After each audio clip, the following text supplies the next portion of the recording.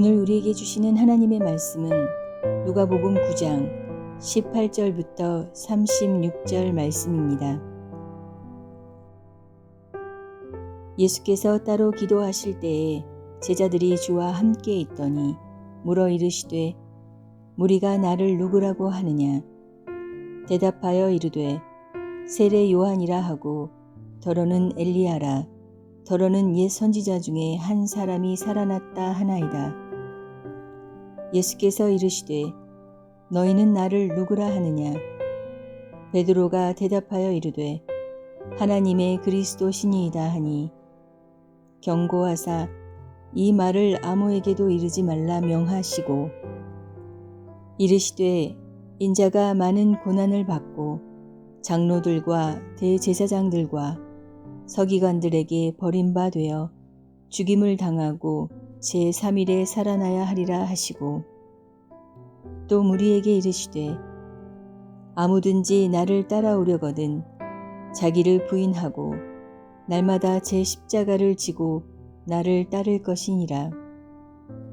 누구든지 제 목숨을 구원하고자 하면 잃을 것이요 누구든지 나를 위하여 제 목숨을 잃으면 구원하리라. 사람이 만일 온 천하를 얻고도 자기를 잃든지 빼앗기든지 하면 무엇이 유익하리요? 누구든지 나와 내 말을 부끄러워하면 인자도 자기와 아버지와 거룩한 천사들의 영광으로 올 때에 그 사람을 부끄러워하리라. 내가 참으로 너희에게 이르노니 여기 서 있는 사람 중에 죽기 전에 하나님의 나라를 볼 자들도 있느니라. 이 말씀을 하신 후 8일쯤 되어 예수께서 베드로와 요한과 야고보를 데리고 기도하시러 산에 올라가사 기도하실 때에 용모가 변화되고 그 옷이 휘어져 광채가 나더라. 문득 두 사람이 예수와 함께 말하니 이는 모세와 엘리야라.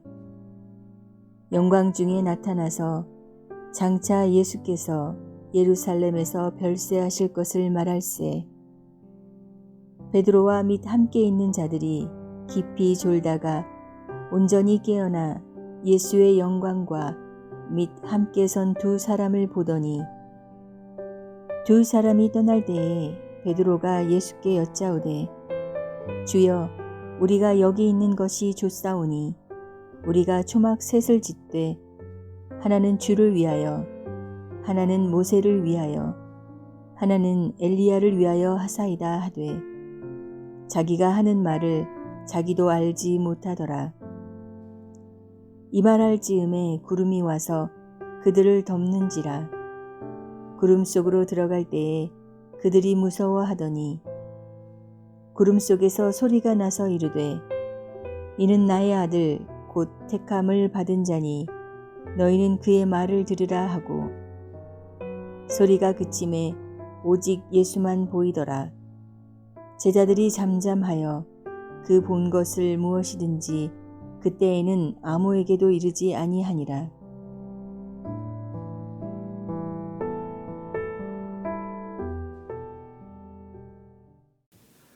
오늘 본문의 누가복음 9장 23절에 보면 또 무리에게 이르시되 아무든지 나를 따라오려거든 자기를 부인하고 날마다 제 십자가를 지고 나를 따를 것이니라 라고 예수님께서 말씀하십니다.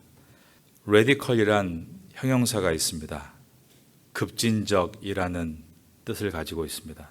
그래서 레볼루션, 혁명이란 단어 앞에 레디컬을 붙여서 급진적 혁명이라는 말들이 유행했었습니다. 급진적 혁명가 중에 유명한 아르헨티나의 출신 체 게바라가 있습니다. 1928년 5월 14일에 태어난 그는 의학을 공부하고 의사의 직업을 가지고 있다가 남미 전역에서 일어난 억압과 착취에 맞서서 혁명을 일으키기로 결단하고 밀림에 들어가 게릴라 무장 투쟁에 전 삶을 헌신했습니다. 그러다가 정부군의 포위망에 좁혀오자 쿠바로 망명을 해서 쿠바에서 그는 카스트로 다음으로 권력 서열 2위까지 오르는 많은 권세를 누렸습니다.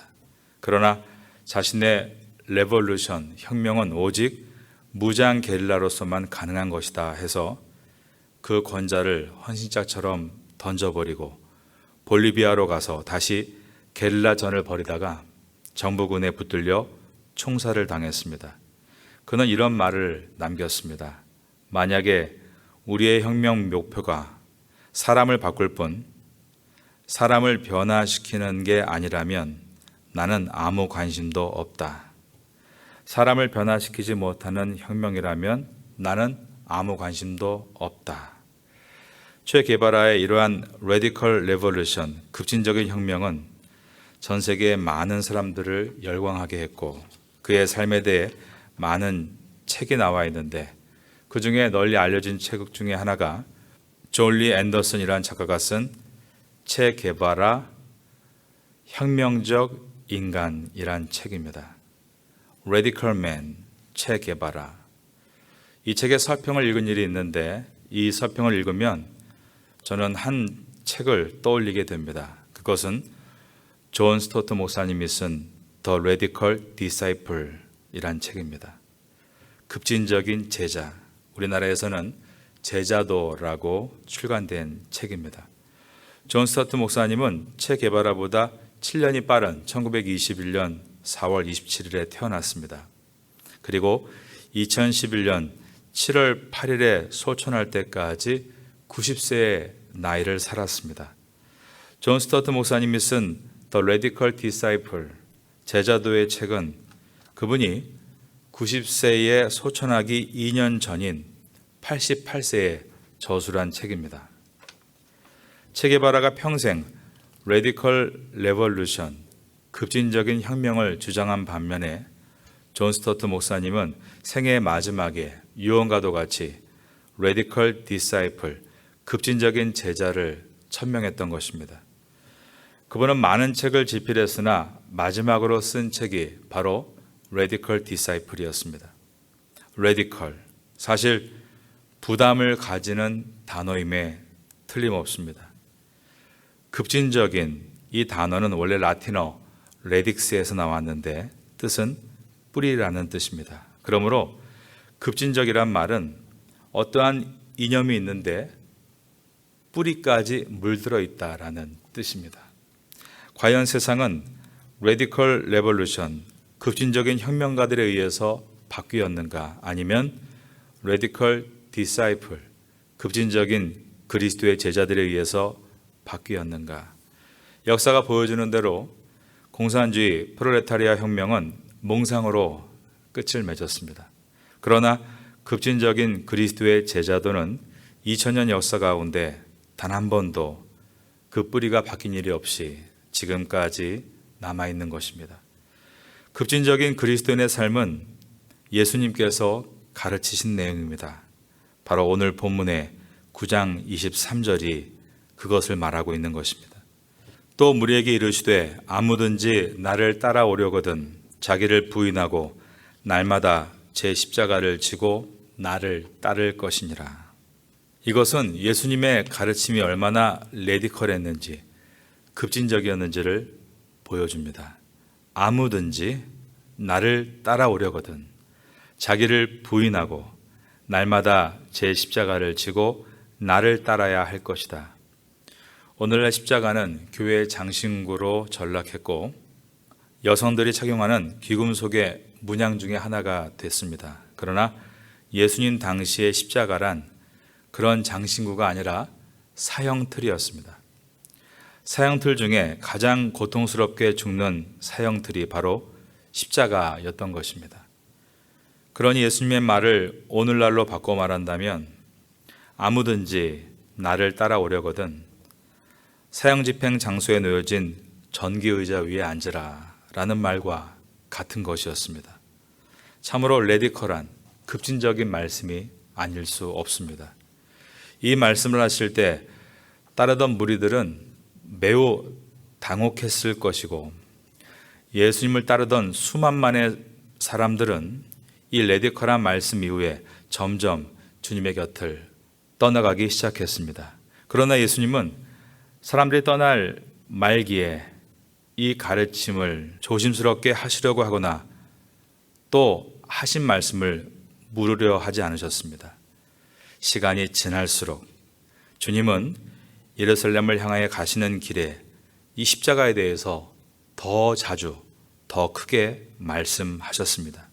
왜냐하면 예수님의 관심은 팬이 많아지는 것이 아니라 제자들이 많아지는 것이었기 때문입니다. 팬은 어떤 사람들입니까? 무대 앞에 와서 환호하다가 무대가 끝나면 다 가버리는 사람들입니다. 예수님은 팬을 누리시기 위해서 이 땅에 오신 것이 아니라 제자들을 키우시기 위해서 이 땅에 오셨습니다. 그리고 주님은 가르치시기를 제자란 와서 환호하는 팬의 모습이 아닌 와서 죽는 사명자의 모습이 되어야 한다라고 가르치셨습니다. 또 무리에게 이르시되 아무든지 나를 따라오려거든 자기를 부인하고 날마다 제 십자가를 지고 나를 따를 것이니라. 분명히 이 말씀을 들었던 예수님의 제자들과 그리고 초대교회의 많은 그리스도인들은 매우 큰 당혹감을 느끼고 이 말씀을 회피하고 싶은 마음이 들었을 것입니다.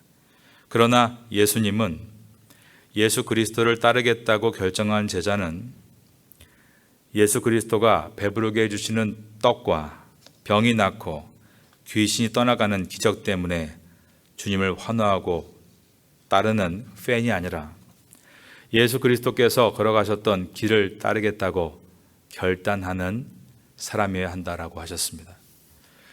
예수님께서 걸어가신 길이란 전기 의자에 앉는 일인 십자가에 달리시는 길이었고 주님은 몸소 인류의 모든 죄를 대신해서 그 십자가 위에 오르셨고 그분을 따랐던 제자들도 모두가 예수님과 같은 길을 걸었습니다.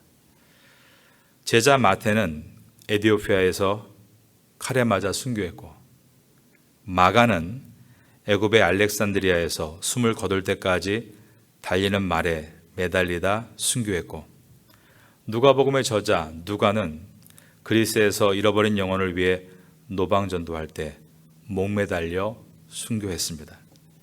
요한은 로마에서 끓는 기름에 던져져 전신 화상이 입었음에도 생명이 붙어있자 밤모섬에 유배돼서 성경의 마지막 책인 요한계시록을 기록했습니다.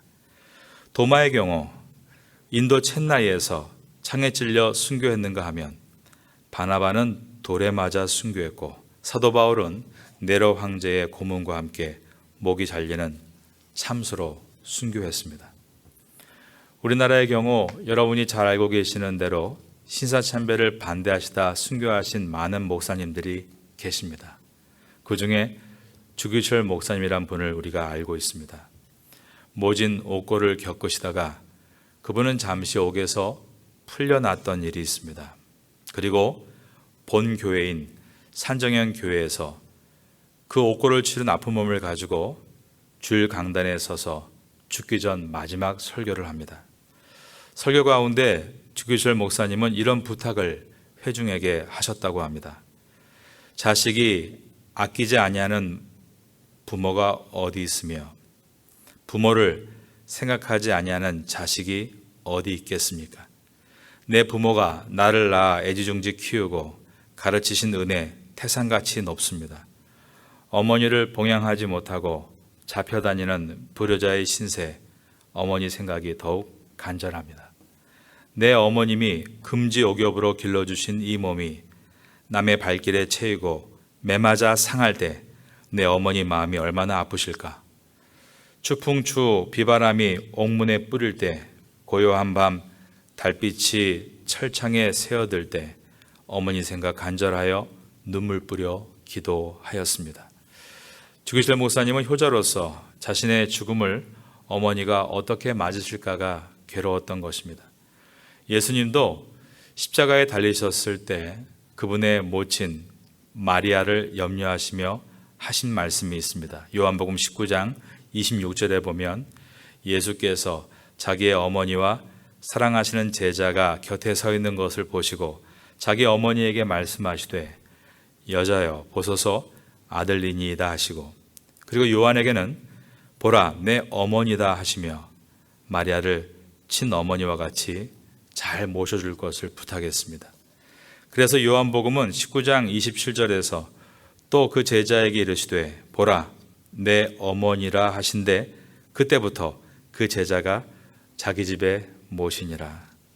요한복음을 기록한 요한의 이야기로서 자신이 예수님께 들었던 이 이야기를 생생하게 기록했습니다.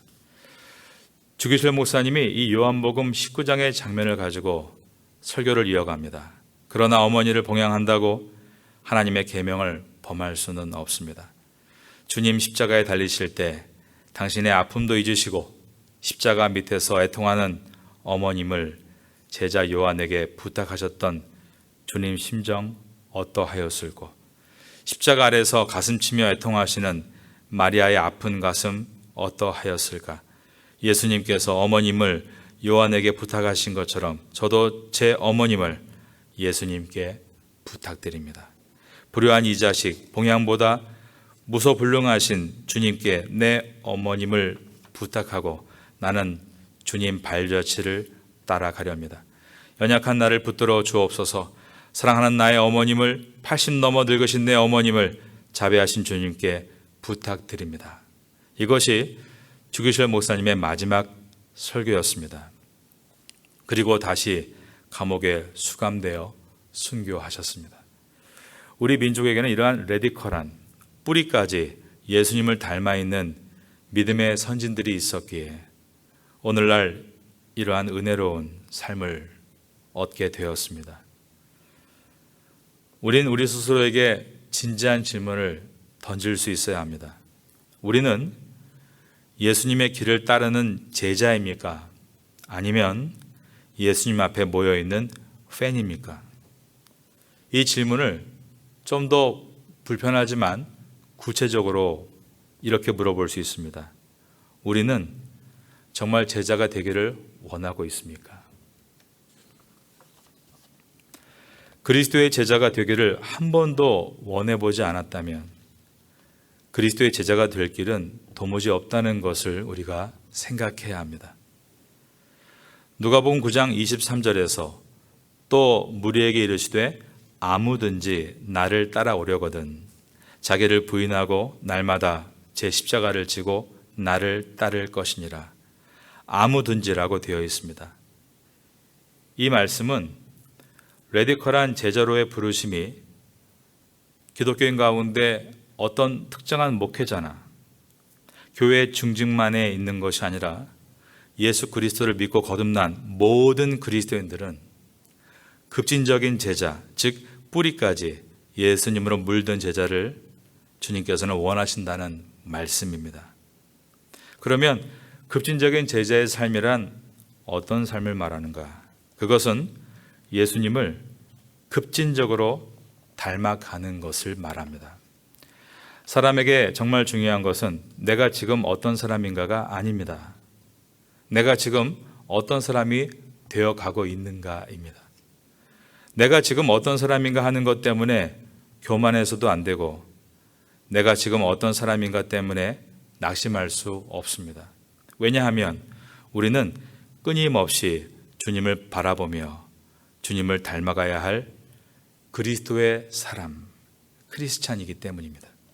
그러므로 급진적인 제자의 삶, 곧 그리스도를 급진적으로 닮아가는 삶을 살기 위해서 우리는 어떤 실천을 해야 하는가?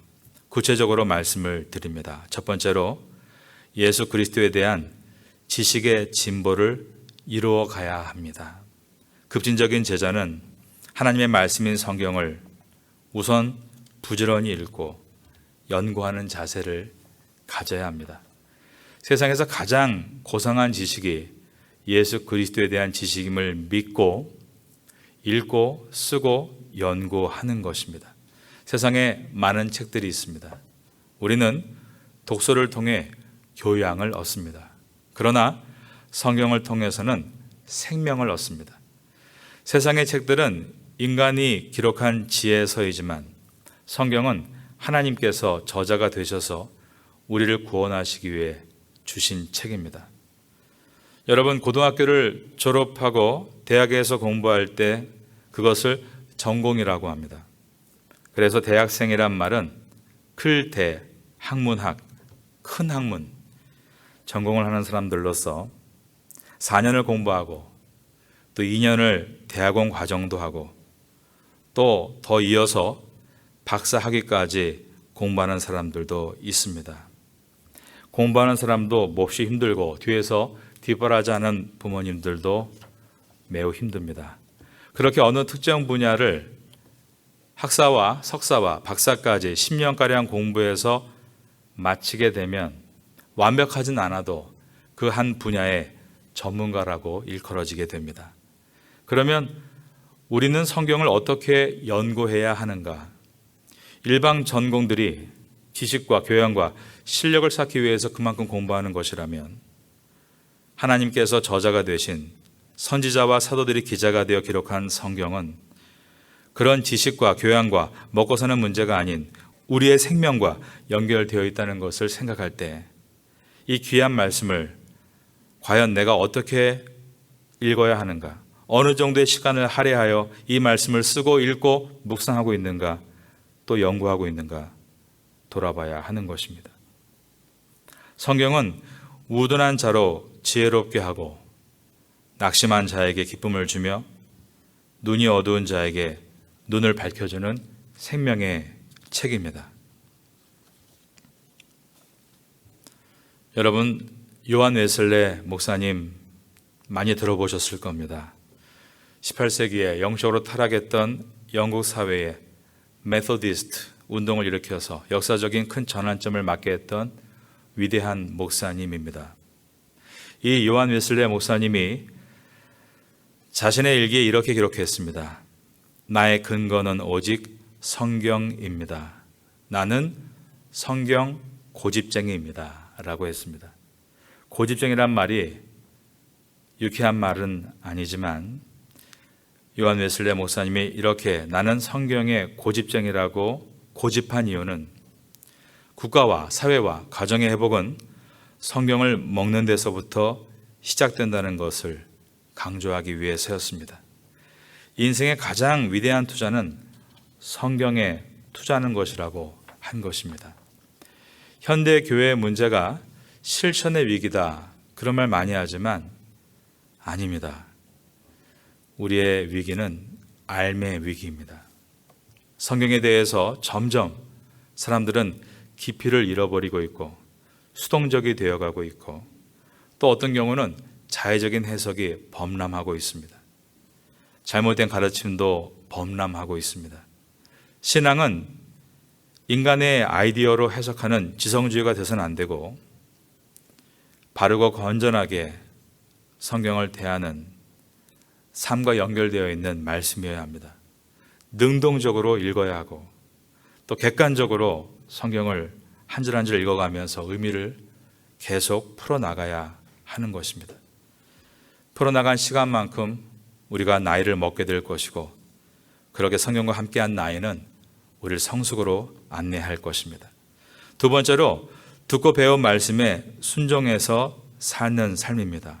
말씀은 지식이 될 때 능력으로 나타나는 것이 아니라 순종할 때에 능력으로 나타납니다. 감동을 받고 은혜를 받았다 할지라도 그 가르침을 따라서 내가 방향을 틀지 않으면 열매로 돌아올 수 없습니다.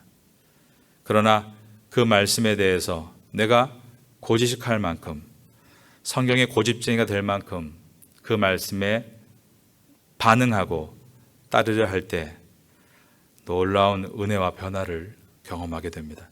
20세기 가장 위대했던 지휘자 토스카니라는 분이 있었습니다. 그분이 얼마나 지위가 절도가 있었는지 이 토스카니의 별명이 교통경찰이었다. 그러니까 지휘를 할 때 너무 딱딱하게 하니까 교통경찰이다. 그런 말이 나왔습니다. 손을 앞으로 내밀고 옆으로 때리고 그러면서 아주 딱딱하게 연주를 하는 것입니다. 그런데 그 이유가 있었습니다. 그가 활동할 때에 세상의 음악은 낭만주의가 팽배해 있어서 작곡자의 원래의 의도를 무시하고 자기 마음대로 해석을 과도하게 하는 분위기가 세도했다는 것입니다. 그러자 토스카니니는 더더욱 곡의 참뜻을 회복하기 위해 힘썼고, 시력이 급격하게 안 좋아졌을 때는 아예 악보를 완전히 암송을 해서 지휘했다는 유명한 전설도 있습니다. 음표 하나하나도 놓치지 않고 최선을 다해 연주하기 위해서 그는 교통경찰이라는 우스꽝스러운 별명마저 감수하며 자기의 자리에서 최선을 다했을 때 20세가 낳은 최고의 지휘자란 말을 들을 수 있었던 것입니다. 19세기의 청교도들은 말씀을 배우고 말씀을 따라 사는 삶의 현장에서 온전함을 추구했습니다.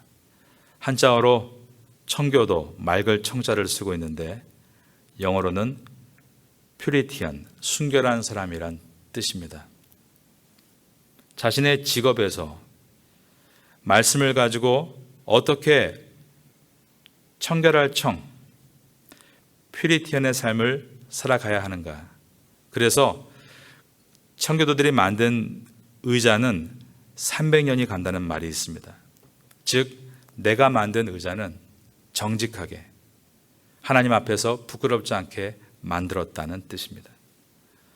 우리가 하나님 말씀을 듣고 우리가 있는 자리에서 목사는 목사다웠게, 또 중직은 중직다웠게, 사업하는 분은 사업가다웠게, 학생은 학생다웠게, 그렇게 맑을 퓨리티안의 모습으로 내가 하는 일은 모두가 믿을 수 있는 일이 될 수 있다면 바로 그것이 말씀에 순종하는 것입니다. 말씀에 순종하는 것은 일을 잘하는 것뿐 아니라 내 인격을 성숙하게 하는 것도 포함되어 있습니다. 창세기에 나오는 요셉은 큰 꿈과 비전이 있었습니다. 11명의 형제들이 자기에게 절한다는 것이었는데 아직 어리고 인격이 부족하니 말이 입에서 밉게 나갔고 형들의 미움을 받고 그는 형들의 계략으로 애굽의 종으로 팔려나갔습니다.